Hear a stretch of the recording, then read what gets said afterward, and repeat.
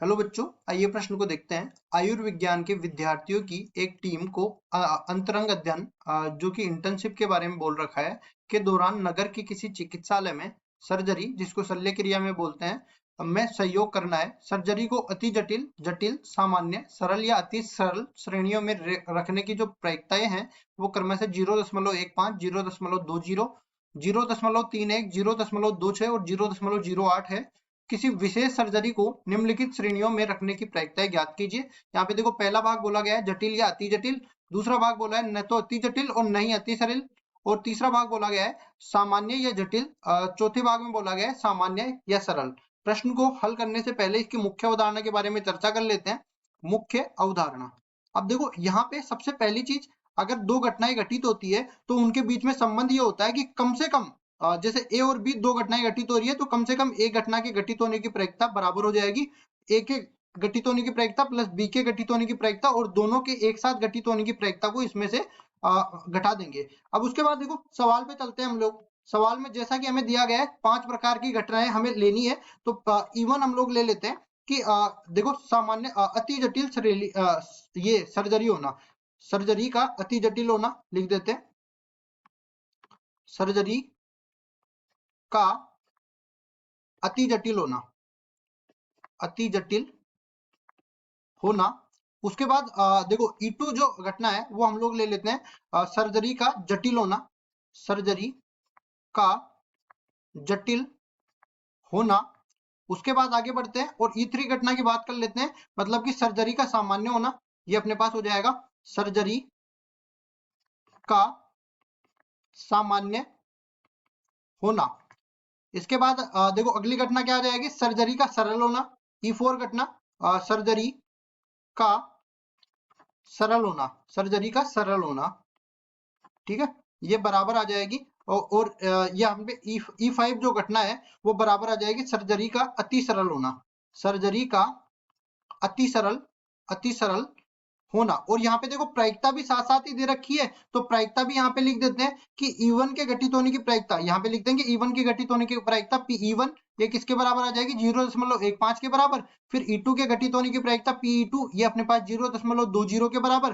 फिर E3 के घटित होने की प्रायिकता मतलब कि PE3 ये 0.31 के बराबर आ जाएगी। फिर E4 के घटित होने की प्रायिकता PE4 ये 0.26 के बराबर आ जाएगी। फिर E5 के घटित होने की प्रायिकता PE5 ये अपने पास 0.08 के बराबर आ जाएगी। अब चलते हैं एक एक भाग को हल करने।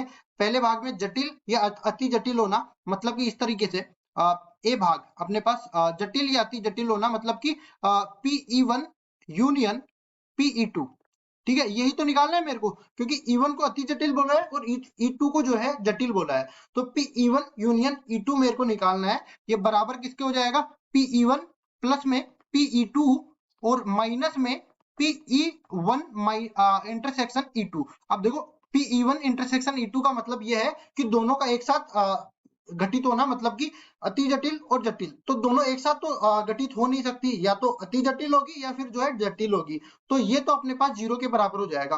तो सीधा जब भी अपने पास या क्या बोले ना कि जैसे मेरे को निकालना है जटिल या सरल, तो जटिल की प्रायिकता और सरल की प्रायिकता का योग कर दूंगा, वही अपने पास जटिल या सरल की प्रायिकता का मान हो जाएगा।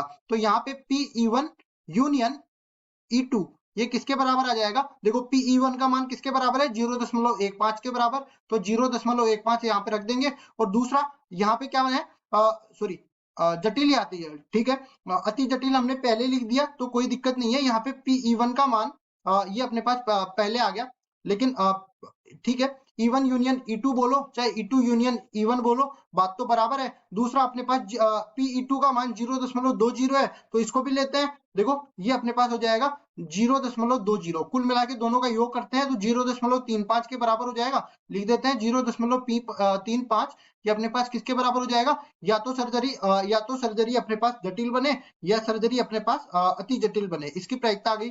अब चलते हैं बी भाग में। बी भाग में हमें बोला गया है क्या, न तो अति जटिल और न ही अति सरल। तो देखो अति जटिल तो E1 बोला गया है और अति सरल अपने पास E5 बोला गया है।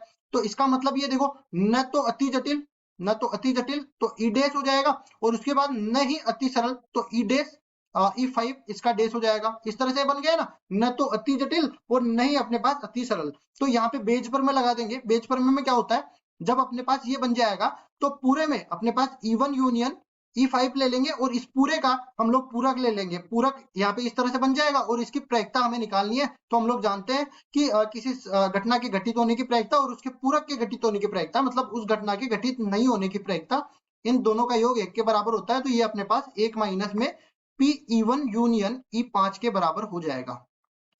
ठीक है, कुल मिला के अपने पास न तो अति जटिल होना और न ही अति सरल होना, इसकी प्रायिकता किसके बराबर हो जाएगी? ये बराबर हो जाएगी 1 माइनस में Pe1 माइनस में Pe5, ये बराबर आ गया। अब देखो यहाँ पे 1 माइनस में Pe1 का मान किसके बराबर है? 0.15 के बराबर है। और Pe5 का मान किसके बराबर है? ये अपने पास 0.08 के बराबर है। तो लिख देंगे सबको और ये पूरा किसके बराबर आ जाएगा? Pe dash E1 dash union sorry intersection E5 dash, इसके बराबर आ गया। इसके बाद इसको सरल करते हैं तो E1 dash intersection E5 dash ये किसके बराबर आ जाएगा? यहाँ पे देखिए 15 और 8 23 के बराबर आ गया। अब देखो ये एक को 100 मान लेते हैं और क्योंकि इनको दशमलव के बाहर मान के चल रहा हूँ ना मैं, 100 माइनस में 23 यहाँ पे बन जाएगा। तो 100 माइनस 20 कितना हो जाएगा? 80 के बराबर, और 80 में से 3 और जाएगा तो 77 के बराबर। मतलब ये कुल मिला के 0.77 के बराबर बच जाएगा। तो इसको लिख देते हैं, ये आ गया 0.77। इस तरह से दूसरा भाग हो गया। तो अब चलते हैं तीसरे वाले भाग में। तो देखो तीसरा वाला भाग क्या कहता है? यहाँ पे ये कहता है कि सामान्य या जटिल होना। तो इसको भी ले आते हैं, सामान्य या जटिल होना।